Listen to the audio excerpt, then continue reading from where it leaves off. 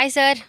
வணக்கம். வணக்கம். எப்படி சார் இருக்கீங்க? நல்லா இருக்கேன். நீங்கள் எப்படி இருக்கீங்க? ரொம்ப நல்லா இருக்கேன். ரொம்ப ஹாப்பியாக இருக்குது சார் உங்களை இந்த நிகழ்ச்சியில் வந்து கெஸ்ட்டாக கூப்பிட்டதுக்கு ரொம்ப ரொம்ப ஹாப்பி. உங்களை பார்த்தோன்னே ஒரு விஷயம் சொல்லணும்னு எனக்கு ஆசை சார். சூப்பர் ஸ்டாரை வந்து ஒன்று சொல்லுவாங்க, அவரே ஒரு ரெக்கார்ட் ஒவ்வொரு படத்துக்கும் செட் பண்ணுவார், அதுக்கப்புறம் அதையே அவர் பீட் பண்ணிப்பார் அப்படின்னு சொல்லிட்டு. அதே மாதிரி நான் உங்களை எங்கே பார்க்குறேன்னா, பரோட்டா சூரி அப்படின்னு ஒரு செம்மையான ஒரு டைட்டில், ஒரு மிகப்பெரிய அங்கீகாரத்தை நீங்கள் வந்து மக்கள் மனசில் ஒரு இடத்த பிடிச்சிக்கிட்டீங்க. அதை நீங்களே பீட் பண்ணி கதையின் நாயகன் அப்படின்னு சொல்கிற ஒரு டைட்டில், இதுவும் ரொம்ப ஒரு அழகான ஒரு டைட்டிலாக இருக்குது.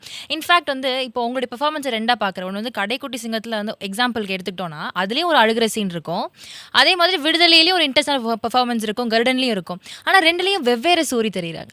ஸோ இந்த ஒரு ஜேர்னி தான் எனக்கு பேசணும். இந்த ஒரு டிரான்ஸ்ஃபர்மேஷன் வந்து ஒரே வார்த்தையில் சொல்லிடலாம், ஆனால் இது ஒரு பெரிய டிரான்ஸ்ஃபர்மேஷன், பெரிய கதை, ஒரு யாருக்குமே தெரியாத ஒரு கதை இருக்குது. அந்த கதை தான் இந்த ஷோவில் நம்ம பேச போகிறோம் சார். ஓகே. எஸ். ஸோ நீங்கள் முன்னாடி சொல்லியிருக்கீங்க சார், சினிமாவுடைய அந்த காம்பவுண்டை எட்டி பார்க்குறதுக்கு எனக்கு அவ்வளோ வருஷம் ஆச்சு அப்படின்னு சொல்லிட்டு. ஆனால் இப்போ பாருங்களேன், பெர்லினில் உங்களுடைய படங்கள் வந்துட்டு அவ்வளோ பேர் பேசுகிறாங்க, அவ்வளோ கிரிட்டிக்ஸ் வந்து விமர்சனம் கொடுக்குறாங்க. அப்படின்றப்போ இந்த ஜேர்னி பார்க்குற உங்களுக்கு எப்படி சார் பர்சனலாக இந்த இடத்துல இருந்துட்டு சூர்யா உங்களுக்கு என்ன சார் ஃபீல் ஆகுது? ரொம்ப சந்தோஷமாக இருக்குங்க. என்னென்னா நம்ம கரெக்டாக அடுத்தடுத்து சினிமாவில் நம்ம நல்ல ஒரு ஸ்ட்ராங்காக நம்ம பதிவு பண்ணிக்கிட்டே இருக்கணும், நம்ம வேலை செஞ்சுக்கிட்டே இருக்கணும், நமக்கு நல்ல படங்கள் அமையணும், இது நான் நினைக்கிறேன். ஆனால் நினைக்கிறது உண்டு. ஆனால் அடுத்தடுத்து என்னை எங்கே கொண்டு என்னை அமர வைக்குது அப்படின்றது என்னால் நான் நினச்சி பார்க்கவே இல்லை. நான் பிளான் பண்ணவே இல்லை, கெஸ் பண்ணவே இல்லை. காமெடியாக நல்லா போய்கிட்டே இருந்துச்சு. கதை நாயகன்னு ஒரு வாய்ப்பு வந்துச்சு, அதுவும் வெற்றிமாறன்கிட்ட இருந்து ஒரு பெரிய இயக்குனர்கிட்ட இருந்து அந்த வாய்ப்பு வந்துச்சு. நான் அதை எதிர்பார்க்கவே இல்லை.